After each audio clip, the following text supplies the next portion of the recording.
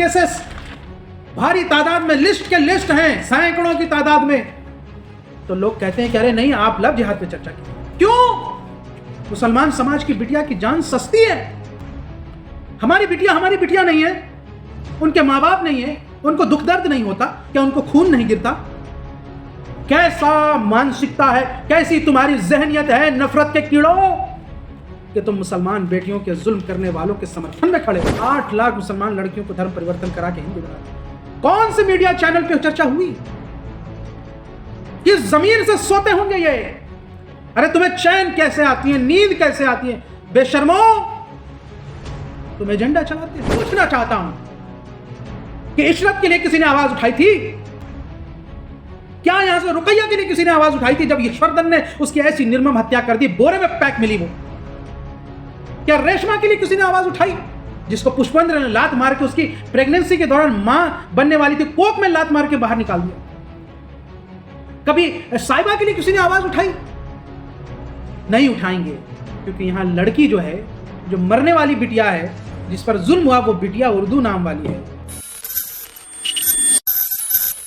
Murder case हुआ है, लगातार मीडिया पे आप लव जिहाद का एंगल तलाशा जा रहा है, लव जिहाद चल रहे हैं, क्या कहेंगे आप? देखिए, बिटिया किसी भी समुदाय या मज़हब की हो, बेटियों का दर्द जो है वो बेटी वाले ही जानते हैं।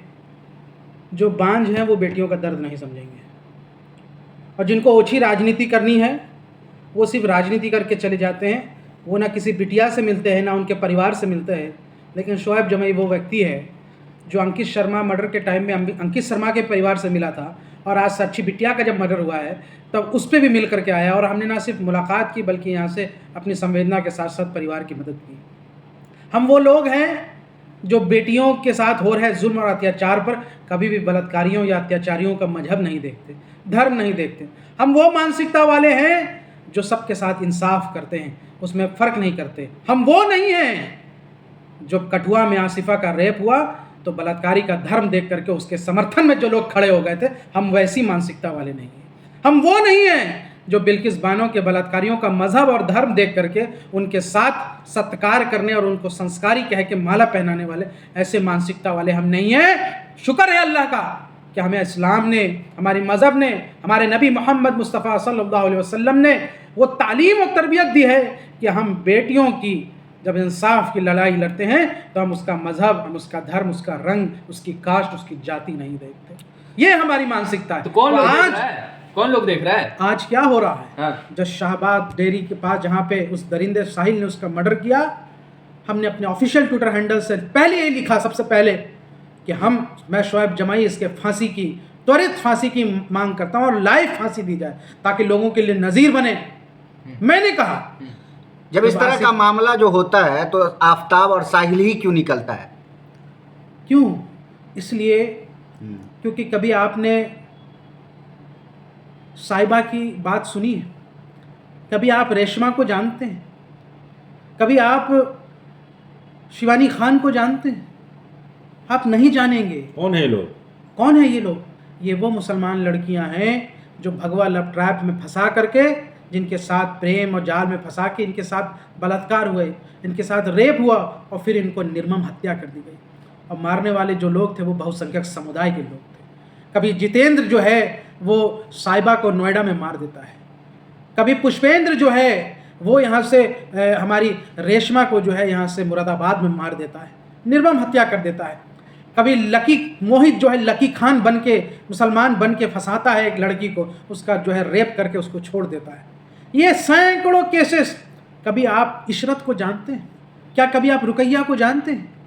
पुष्पेंद्र ने इशरत की सिर्फ इसलिए हत्या कर दी क्योंकि वो धर्म परिवर्तन नहीं करना चाहती थी। यशवर्धन ने रुकैया की सिर्फ इसलिए हत्या कर दी क्योंकि वो धर्म परिवर्तन नहीं करना चाहती थी। ये उन बेटियों की सिसकियां हैं, वो आवाज़ हैं जो फाइलों में दब के रह गई। कभी ना मीडिया पे इसकी चर्चा हुई, ना कभी इस पर कोई हो हंगामा हुआ। वो बेटियां चीखती हैं आज भी।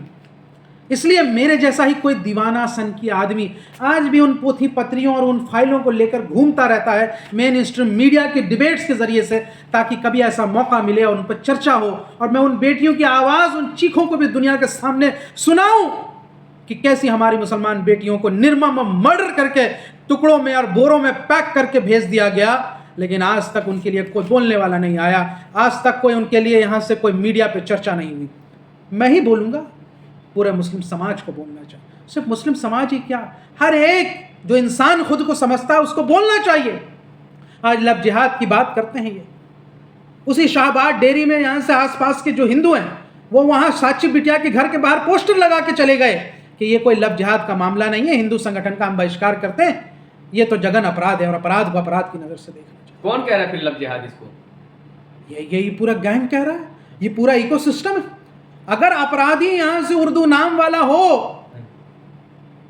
और बिटिया अगर बहुसंख्यक समाज से हो तो पूरा इकोसिस्टम एक्टिव हो जाता है। मीडिया से लेकर, तंत्र से लेकर, एजेंसी से लेकर, संगठन से लेकर, सारे इस माहौल को बनाना शुरू कर देते हैं कि कैसे मुसलमानों के खिलाफ एक एजेंडा बनाया जाए, कैसे एक बदला लेने का और एक ऐसे मुसलमानों के खिलाफ नफरत फैलाने का एक हथियार तैयार किया जाए। ये वो मोडस ऑपरेंडी है जो हिटलर के ज़माने में इस्तेमाल होता था। क्या मैं पूछना चाहता हूं कि इशरत के लिए किसी ने आवाज़ उठाई थी? क्या यहां से रुकैया के लिए किसी ने आवाज़ उठाई थी जब ईश्वरदन ने उसकी ऐसी निर्मम हत्या कर दी, बोरे में पैक मिली वो? क्या रेशमा के लिए किसी ने आवाज उठाई जिसको पुष्पेंद्र ने लात मार के उसकी प्रेगनेंसी के दौरान मां बनने वाली थी, कोक में लात मार के बाहर निकाल दिया? कभी साहिबा के लिए किसी ने आवाज उठाई? नहीं उठाएंगे, क्योंकि यहां लड़की जो है, जो मरने वाली बिटिया है, जिस पर जुल्म हुआ, वो बिटिया उर्दू नाम वाली है और मारने वाले बहुसंख्यक। ये जो मानसिकता है ना, और आज टेलीविजन चैनल पे जब मैं इन मुद्दों को रखता हूं, इन पोथी पत्रियों को ढूंढ ढूंढ के ये बताता हूं लोगों को कि देखो ये केसेस भारी तादाद में, लिस्ट के लिस्ट हैं, सैकड़ों की तादाद में, तो लोग कहते हैं कि अरे नहीं, आप लव जिहाद पे चर्चा की। क्यों? मुसलमान समाज की बिटिया की जान सस्ती है। हमारी बिटिया नहीं है, उनके माँ बाप नहीं है, उनको दुख दर्द नहीं होता क्या? उनको खून नहीं गिरता? कैसा मानसिकता है, कैसी तुम्हारी जहनियत है नफरत के कीड़ों कि तुम मुसलमान बेटियों के जुल्म करने वालों के समर्थन में खड़े हो जाते हो। धर्म परिवर्तन की बात करने वाले, दैनिक भास्कर का ये रिपोर्ट भी देख लेना कि एक डिस्ट्रिक्ट के अंदर, सिर्फ बरेली के अंदर जो है, एक पुजारी 58 मुसलमान लड़कियों को धर्म परिवर्तन करा करके यहां से हिंदू बना देता है। 78 एक आदमी। कितनी भारी तादाद में। हमारा आंकड़ा है कि लगभग 8 लाख मुसलमान लड़कियों को धर्म परिवर्तन करा के हिंदू बना दे। कौन से मीडिया चैनल पे चर्चा हुई? किस जमीर से सोते होंगे ये? अरे तुम्हें चैन कैसे आती है, नींद कैसे आती है? बेशर्मो, तुम एजेंडा चलाते हो। उर्दू नाम वाला अगर यहां से अत्याचारी हो तब तो यहां से खूब चिखम चिल्ली, और बाकी समय में खामोशी। कौन तुम्हें कंट्रोल करता है? आज शोएब जमई ने इसका बीड़ा उठाया है। मैं जानता हूं राजनीति करने के लिए तो 2 शब्द काफी थे। क्यों मुझे जरूरत पड़ती है इन तमाम केसेस को एक जगह लेकर आने की? आज भगवा लव ट्रैप पे जो हमने मुहिम चलाई, आज जो हम उन बेटियों की बात कर रहे हैं, क्या जरूरत पड़ती है शोएब जमई को, हम जैसे लोगों को? सिर्फ इसलिए कि कोई भी तो कम से कम वो 6-7 करोड़ लोग जो टेलीविज़न पे मुझे रोज़ देखते हैं, जो बेटियों की सिस्कियां बंद हो गई, फाइलों में दब के रह गया उनका केस, अगर उनके परिवार वाले देखते हैं या सुन रहे हैं तो उनकी वो समझेंगे तो कि कोई तो है जो उनकी बेटियों के लिए इंसाफ की आवाज़ उठा रहा है। लेकिन जो बजरंग दल वाले हैं, जो इस तरह के हिंदू संगठन वाले हैं, वो कहते हैं कि जो हमारी हिंदू लड़की है वो मुस्लिम लड़कों का शिकार हो रही है। आफ्ताब से लेकर के ये साहिल से लेकर के शाहरुख तक का केस गिना देते हैं। मैं इस बात से इनकार नहीं कर सकता हूँ कि साहिल और श्रद्धा का मामला हुआ या साक्षी का मामला हुआ, ये तमाम केसेस हमारे सामने हैं। क्या यहाँ से इस देश में कोई हिंदू लड़का ही हिंदू लड़की का कत्ल नहीं कर रहा है? लाखों की तादाद में ऐसे केसेस। जिस देश में यहाँ से बेटी को देवी कहा जाता हो, पूजा की जाती हो यहाँ से लड़कियों की, उस देश में हर 1.5 मिनट में एक बेटी के साथ बलात्कार होता है।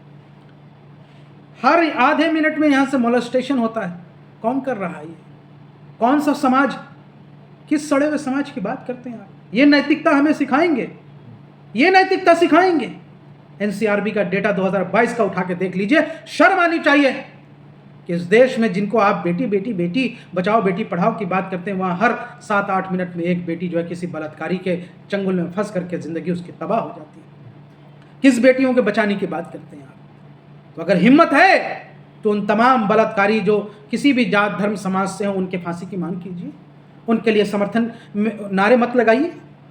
नहीं करेंगे आप, नहीं करेंगे, क्योंकि मानसिकता उर्दू नाम और हिंदी नाम से फर्क पड़ जाता है सर। एजेंडा नहीं चलता है ना, एजेंडा सूट नहीं करता है।